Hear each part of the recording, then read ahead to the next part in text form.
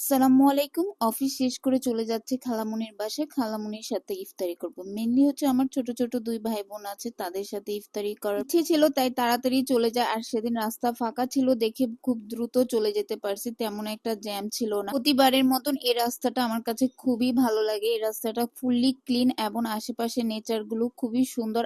আর সাথে অনলাইন ক্লাসও চলতেছিল। অনলাইন ক্লাস করতে করতে চলে যাচ্ছিলাম। আর বাসায় যাব তাই একটু কিছু নিয়ে নিলাম ইফতারির জন্য। আর ছোট বোনের পছন্দের খাবার সাথে করে নিয়ে গেছে, আর খুবই এক্সাইটেড হয়েছে। ও খাবার দিবে না কাউকে, কারণ ও নিজের কাছে রেখে দিছে, ও কাউকে শেয়ার করবে না। এর জন্য বরাবরের মতন পলিথিনের জিপটা খুলতে না পেরে ২ বোন মিলে পলিথিন টান দিয়ে ছিঁড়ে ফেলে খাবার বের করে ফেললাম। আমার কাছে এই নসিলা স্টকটা বেশ ভালো লাগে। ও খুব মনোযোগ দিয়ে টিভি দেখতেছে, যতটা মনোযোগ দিয়ে ও পড়াশোনাও করে না। নিজের বাসায় প্রিন্সেসের মতন ট্রিট না পেলে কিন্তু খালামুনির বাসায় কিন্তু প্রিন্সেসের মতন ট্রিট পাওয়া যায়। দেখেন খালামুনি মাত্র ৫ মিনিটের মধ্যে এতগুলো খাবার আমার জন্য রেডি করছে। প্রত্যেকটা খাবারই কিন্তু অনেক মজা ছিল। ধন্যবাদ খালামুনি। খালামুনির খালতো বোনদের সাথে অনেক টাইম কেটে বাসায় চলে যাচ্ছিলাম। মেট্রো দিয়ে অনেক রাত হয়ে গেছিল। বাসায় যাওয়ার পথে এই হালিমটা ট্রাই করছি। এই হালিমটা ভালোই খারাপ না। মিরপুর ৬০ ফিটে পাওয়া যায় এবং এই নতুন একটা দোকান হয়েছে জুসের। এই জুসটা আমি ট্রাই করলাম। দোকানটার নাম হচ্ছে সুগার অ্যান্ড স্লাইস। যারা মিরপুর ৬০ ফিটে আছেন তারা কিন্তু এই জুসটা ট্রাই করতে পারবেন। আর আজকের জন্য